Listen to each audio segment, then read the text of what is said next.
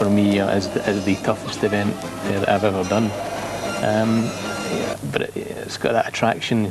When you don't succeed, it makes you even more determined to go back and do it again. I've never seen so many haggard-looking people in my life. I mean, they just look absolutely jaded, don't they? 5-6 days in. Yeah. How demanding is it physically? When you see them there, they're just drained completely. When you're on the event, it's not so bad because the buzz and the adrenaline and the result keeps you going. But I'm sure all these guys for the next week are going to spend that in bed. Now, the other wonderful thing about this rally is that all different standards, they're professionals, they're privateers. In fact, my cousin has finished this 4 times on a motorbike, and he funded it with cake sales. And he could essentially be in there racing with the likes of yourself, and that's what's so unique about it. Do you get a sense of that when you're actually racing in it?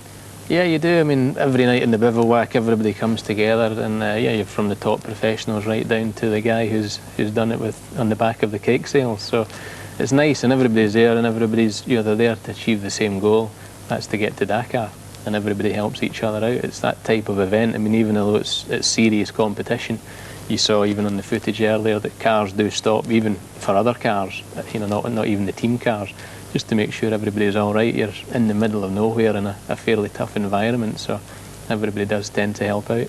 I mean, it is incredibly dangerous, and the sad news, of course, this year that 2 riders died, including Fabrizio Mioni, former champion. There will be calls to make it a little bit safer. Do you think that goes against the nature of it? Would you like to see that happen?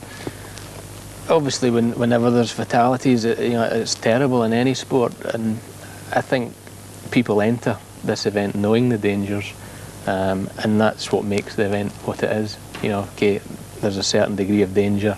It's very unfortunate, especially, it just shows you it goes from complete amateurs to professionals. They're all there, they're all at risk. But I think it's very difficult to do anything with the event. If you tame it down, it loses its character. It loses the buzz. You've just got to go in there and you know the dangers. And you're hooked by this, aren't you? Quickly, you're going to do it next year? Absolutely, yeah. Okay, well, better luck next year. Thanks very much for joining us. I'm glad you're back in good health. Thank you. It's time to quickly catch up on today's football scores.